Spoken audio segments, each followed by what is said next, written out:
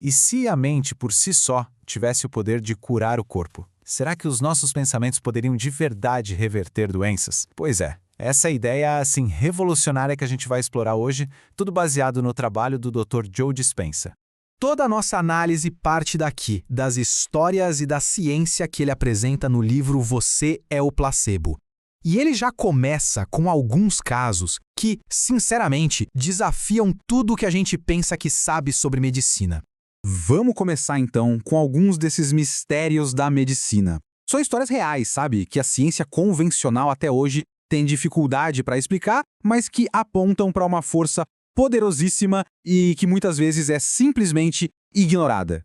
Vamos pensar, por exemplo, no caso de Sam Longe, um vendedor já aposentado.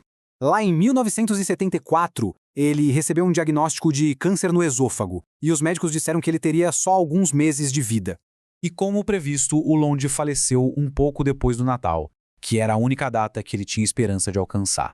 Um caso bem trágico que parecia só confirmar o diagnóstico dos médicos. Só que a autópsia revelou uma coisa chocante. O câncer era tão pequeno, mas tão pequeno, que era impossível ter matado ele. Então a conclusão foi inevitável, né? Ele morreu porque ele acreditava que ia morrer. O pensamento dele virou a realidade do corpo. E esse poder todo funciona para os dois lados. Tem um outro caso de um cara chamado Fred Mason. Ele estava num estudo clínico e, em certo momento, ele acreditou que tinha tomado uma overdose de antidepressivos. O corpo dele reagiu na hora, a pressão despencou, o pulso acelerou, um perigo real, de verdade. Só que o que ele tinha engolido eram só pílulas de açúcar. No exato momento em que os médicos contaram a verdade para ele, os sintomas sumiram, assim, instantaneamente. A mente, sozinha, criou e depois desfez uma crise física super perigosa. Tá, mas como foi que o Dr. Joe Dispenza começou a investigar esse fenômeno todo? Bom, tudo começou com um desastre na vida pessoal dele, que mudou tudo. Em 1986, o próprio Dr. Dispenza foi atingido por um caminhão durante um triatlo. O acidente esmagou 6 das suas vértebras. Os médicos deram a ele uma escolha terrível. Ou fazia uma cirurgia radical, que muito provavelmente o deixaria com dor para o resto da vida, ou então recusava a cirurgia, e a consequência seria a paralisia. Mas ele escolheu um terceiro caminho. Ele resolveu apostar num poder em que ele já acreditava na teoria, mas que nunca tinha testado na prática. A capacidade que o corpo tem de se curar sozinho. O método dele era simples de entender, mas incrivelmente difícil de colocar em prática. Exigia um foco total, uma disciplina imensa. Ele passava horas, todos os dias, reconstruindo a própria coluna mentalmente, vértebra por vértebra, e ao mesmo tempo bloqueava conscientemente qualquer pensamento de fracasso, de paralisia. E qual foi o resultado? Depois de 9 semanas e meia desse trabalho interno intenso, sem nenhuma cirurgia, ele se levantou e voltou a andar. Estava completamente recuperado. Essa experiência, claro, transformou a vida dele e virou uma missão, entender a ciência por trás do que ele tinha conseguido fazer. Como que um pensamento pode, de fato, reprogramar o corpo. A primeira peça desse quebra-cabeça foi a neuroplasticidade.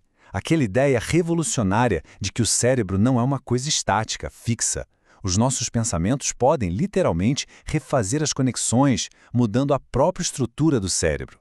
A outra resposta veio da epigenética. Essa área mostra que a gente não está condenado pelos nossos genes.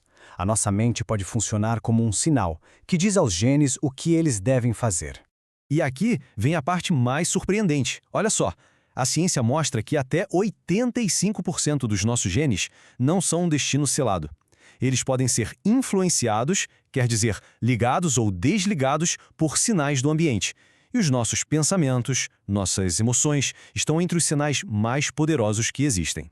Então, o Dr. Dispenza pegou todo esse conhecimento e começou a ensinar para outras pessoas. Ele criou workshops para ver se esses milagres poderiam ser reproduzidos de propósito. E os resultados foram, nossa, impressionantes. Os participantes começaram a relatar curas espontâneas para uma variedade enorme de problemas. Esclerose múltipla, dor crônica, às vezes depois de uma única meditação guiada.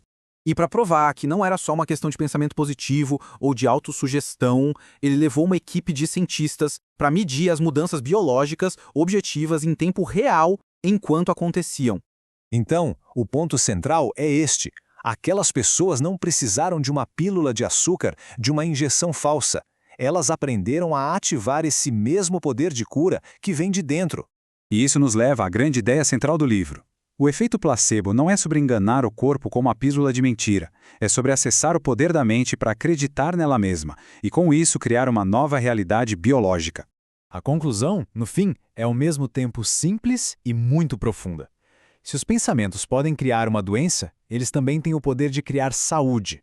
A mesma energia pode ser direcionada de forma consciente, sabe? Não mais para o medo, para a limitação, mas para construir um novo corpo e um novo futuro.